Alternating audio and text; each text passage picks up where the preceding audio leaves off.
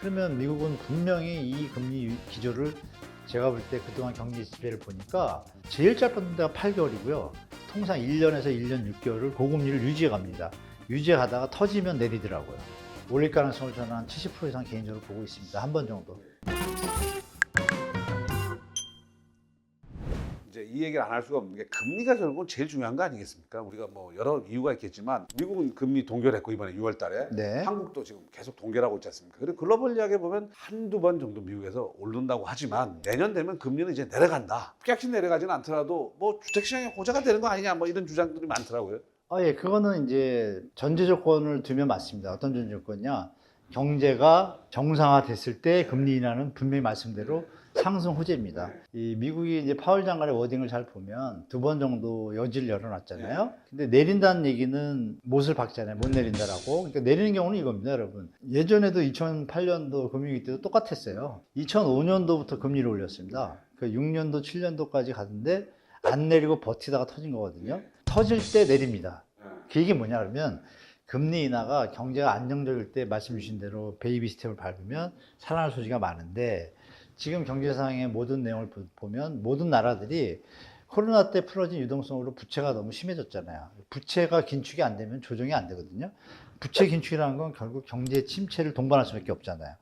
경제 침체를 전제에 두고 정책 금리를 짜는 사람이나 경제 연구하는 사람들은 다 알고 있어요. 근데 우리 유독 부동산 시장에서만 그런 경제 펀더멘탈의 요인을 제껴놓고 당연히 모든 조건이 똑같다라면 금리가 인하면 부담이 적으니까 주택 가격이 오르죠. 수요가 늘어나니까.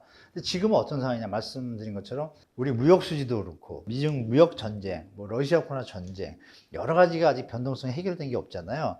그 상태에서 금리를 내릴 수가 없잖아요. 왜냐하면 물가가 지금 올라가고 있는 요인들이 공급망이나 이런 부분에 다 문제가 생기기 때문에 올라가고 있는데 여기서 만약에 금리를 내린다? 그럼 유동성이 다시 폭발하거든요. 왜냐하면 자금의 수요는 이익을 쫓아가니까 그거를 방치할 수는 없죠. 미국 입장에서.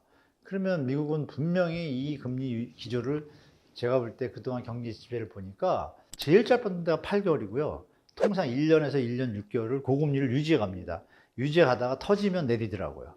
그러니까 파월 장관의 스탠스하고 미국 그 연준 위원들의 그 회의 결과 점도표를 보면 지금 5.75까지 열어놨잖아요. 그러면 두 번의 기회가 있다는 얘기고 우리는 이제 이창용 총재께서 그러셨잖아요. 동결하시면서 6월 달에 워딩이 되게 저는 마음에 와닿는데요. 자기 얘기는 안 하고 금통위 위원 빼면 6분 남잖아요.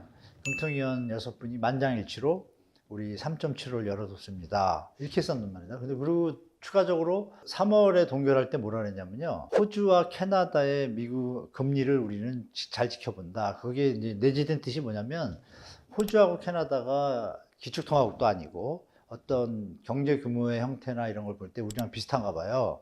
그 이창용 총리께서 두 번이나 얘기했거든요. 호주를 봐라. 호주가 금리를 안 올린다, 동결한다고 했는데 결국 올리고 이런 스탠스가 우리도 호주를 보고 있다. 이런 얘기 했는데 사실 세계 금융계에서는 호주, 캐나다, 한국을 같은 통화 정책 분위기를 보거든요. 근데 호주가 이번에 또 올렸잖아요. 4.1%로. 그리고 영국이 4.5고 캐나다가 4.2인가 그렇단 말이에요. 그럼 우리랑도 갭이 생겼잖아요. 그럼 객관적으로 외국 자본들이 볼 때 한국도 올려야 정상이다라고 보는데 우리는 아시는 바와 같이 가계부채나 금융 문제 때문에 좀 조심스럽잖아요. 그러니까 이 부분에서 만약에 못 올려도 문제가 되고 해외 자본 때문에 올려도 가계부채 때문에 문제가 되는데 지금 고민하시는 게 워딩들이 다 나오더라고요.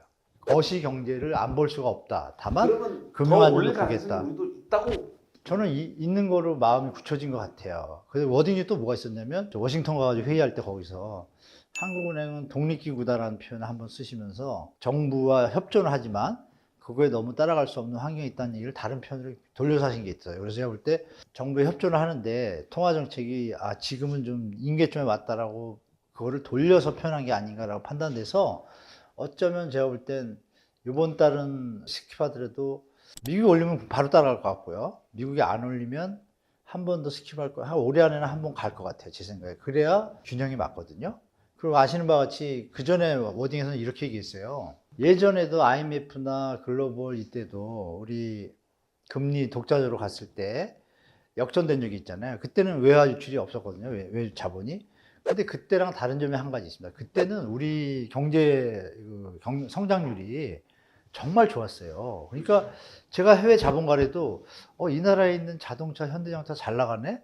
금리가 좀 낮아. 그게 중요한 게 아니죠. 주식으로 수익을 창출할 수 있으니까 해외 자본이 안 빠져나가도 됐는데 지금 그 상황이 또 아니잖아요.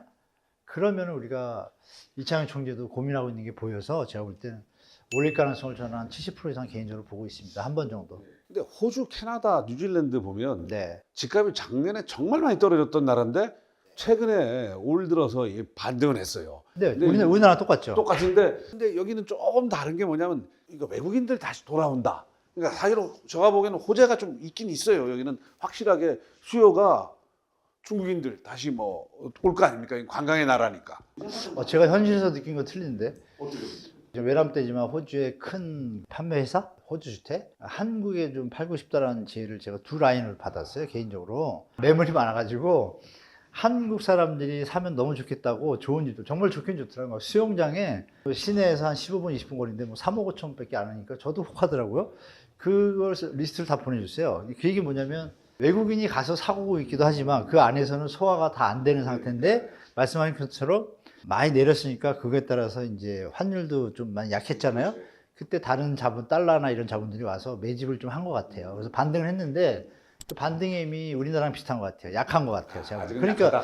저한테까지 물건 그거 많이 왔거든요. 뭐 물건들을 다 몇십 개씩 해가지고 저한테 보내줬어요. 근데 제가 소개를 안 했거든요. 왜냐면 우리도 지금 힘든데. 그래서 제가 볼 때는 그 역량은 더 지켜봐야겠지만 호주는 다른 점이 있죠. 호주는 물가가 우리보다 좀 더 올랐거든요. 그래서 금리를 올린 것도 있는데 우리는 안 올릴 가능성도 한 30% 있어 보여요. 그냥 우리 물가가 호주보다 좀 안 올랐거든요. 그래서 결론은 그거죠. 변동성이 너무 심해요. 그러니까 너무 단언을 하지 말고 그래도 가을, 겨울까지는 충분히 보신 다음에 시장에 가는 게 좀 낫겠다. 이거죠.